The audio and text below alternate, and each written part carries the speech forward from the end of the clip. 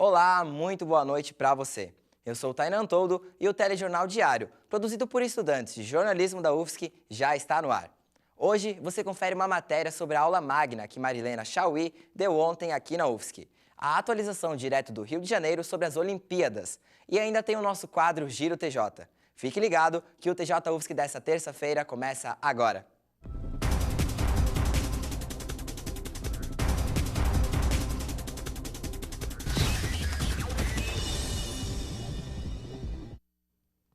E ontem teve mais medalhas para o Brasil nas Olimpíadas. Confira os destaques agora, direto do Rio de Janeiro, com o repórter Fernando Lisboa. Olá pessoal, estou aqui em Botafogo em um dia bastante ensolarado, como vocês podem conferir aí. Ensolarado também para o time Brasil, já que Isaías de Queiroz conseguiu a medalha de prata na canoagem, inédita para o Brasil. Por falar em quadro de medalhas, vamos conferir como está o quadro de medalhas. Em primeiro lugar, continua os Estados Unidos com 28 medalhas de ouro, 82 no total. A Grã-Bretanha vem em segundo lugar com 17 medalhas de ouro, a China com 15 medalhas de ouro, a Rússia com 12 medalhas de ouro, a Alemanha com 10 medalhas de ouro e o Brasil na 16ª posição até a final desta edição com 2 medalhas de ouro, 4 de prata, 4 de bronze, 10 medalhas no total. E os jornais cariocas também destacaram bastante o feito de Thiago Braz ontem, conquistando a medalha de ouro, superando o campeão olímpico. E também a medalha de prata de Arthur Zanetti nas argolas. Agora, com essa mochilinha nas costas, vou aproveitar a cidade do Rio de Janeiro, esse dia ensolarado, esse visual maravilhoso. E você aí, aproveite Floripa, aproveite a sua cidade. Bye, bye. Obrigado, Fernando. E nós do TJ UFSC vamos seguir acompanhando as atualizações das Olimpíadas. Fique ligado. A filósofa brasileira Marilena Chauí esteve ontem na UFSC para uma aula magna. Pesquisadora e professora titular da USP, ela é autora de muitos livros de filosofia e tem diversos prêmios recebidos. Entre eles, 2 prêmios Jabuti, o mais importante da literatura no Brasil. Veja como foi o evento. O auditório Garapuvu estava cheio para acompanhar a aula magna da filósofa Marilena Chauí. O evento começou com um coro que se tornou comum em lugares que reúnem os contrários ao atual governo interino de Michel Temer. A aula foi sobre democracia.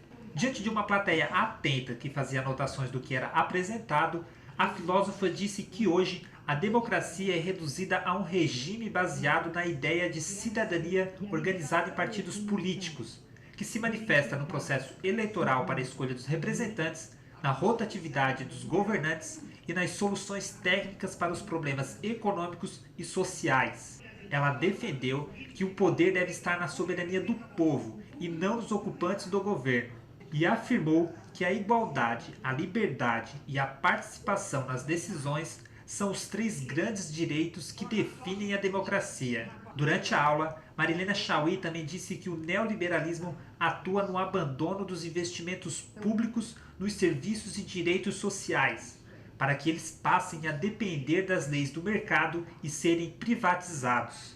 Ele redefine os direitos sociais como serviços e diz que esses serviços têm de ser comprados e vendidos no mercado. É na hora em que o direito à educação vira serviço à educação e você privatiza a educação. O direito à saúde vira serviço à saúde e você privatiza a saúde. E cada um dos direitos sociais. É isso o neoliberalismo, isso é a privatização, que é a destruição da ideia mesma de direitos sociais. Ao final, a filósofa também respondeu a perguntas do público. Questionada, Marilena voltou a criticar os rumos que tomaram as manifestações no Brasil em junho de 2013. Lançaram o grito, meu partido é o meu país.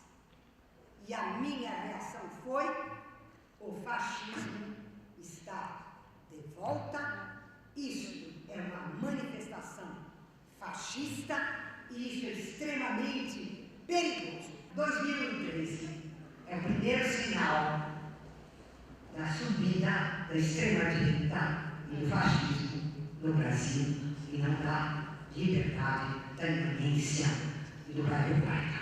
Não é. E a prova disso é que na primeira manifestação dos coxinhas, na Avenida vaiaram o PSDB. Eu disse, não vamos comemorar, porque eles vaiaram o PSDB e gritaram, viva Bolsonaro. Ela também falou sobre os rumos que a crise política brasileira vem tomando e a judicialização da política. O que nós estamos assistindo no Brasil é a desmontagem do executivo, a ausência de qualquer credibilidade, de qualquer referência ao legislativo e a operação do Poder Judiciário como um poder que interfere nos outros, determina os outros e está a serviço de privilégios. Esse evento foi organizado pelo Centro de Estudos em Reparação Psíquica de Santa Catarina, que está promovendo um curso voltado para profissionais que trabalham com pessoas afetadas psicologicamente pela violência e pela violação dos direitos humanos. E agora é a hora do nosso quadro Giro TJ e o Joelso Cardoso já está comigo no estúdio. E aí, Joelso, o que você traz pra gente hoje? Olá, Tainã. Olá para você que acompanha o TJ UFSC. Bom, começamos falando sobre as eleições municipais, porque começou hoje o período de campanha dos candidatos a prefeito, vice e vereadores. Eles já podem sair em busca de seus votos com os eleitores. As eleições desse ano têm algumas mudanças devido àquela pequena reforma eleitoral aprovada no ano passado. Como período de campanha, que esse ano será de apenas 45 dias e não mais 90 como antes. O tempo de exposição dos candidatos no rádio e na televisão também foi reduzido, caiu de 45 para 35 dias. Este prazo começa a partir do dia 26 de agosto. Esse ano também está proibido que empresas façam doações eleitorais para partidos ou candidatos. Uma medida aí que busca diminuir a corrupção eleitoral. Joelson, acabou ontem o prazo para os candidatos registrarem as suas candidaturas, né? Qual que foi o saldo aqui em Santa Catarina? Pois é, em Santa Catarina, segundo o Tribunal Regional Eleitoral do Estado, foram registrados 740 pedidos de candidaturas para prefeito, 740 para vice-prefeito e pouco mais de 15.400 para vereadores.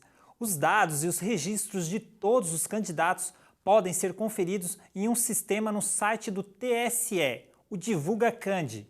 Lá você encontra todas as informações dos candidatos do seu município. As eleições acontecem no dia 2 de outubro. As cidades com mais de 200 mil eleitores, em que nenhum dos candidatos consiga a maioria absoluta dos votos, ou seja, 50% mais um, terão segundo turno no dia 30 de outubro. Bom, Joelson, saindo aí do cenário das eleições municipais, indo lá para Brasília, hoje teve um novo episódio aí no processo de impeachment da presidente? Pois é, Tainá. Essa tarde, a presidente afastada Dilma Rousseff divulgou uma carta chamada Mensagem ao Senado e ao Povo Brasileiro. O texto foi lido no Palácio da Alvorada para a imprensa e também foi entregue aos senadores. Nele, Dilma diz ter acolhido com humildade as críticas que ouviu nos últimos meses, aos erros cometidos e as políticas que não foram adotadas pelo seu governo. Na mensagem, ela também propõe a realização de um plebiscito para consultar o eleitorado sobre uma eventual antecipação das eleições presidenciais de 2018. O principal objetivo da mensagem é tentar obter apoio do julgamento final do processo do impeachment, que está previsto para começar no dia 25 de agosto. Dilma pediu ao Senado que não cometa a injustiça de condená-la por um crime que não cometeu. Segundo ela, não há razão legal para esse processo do impeachment, pois não há crime.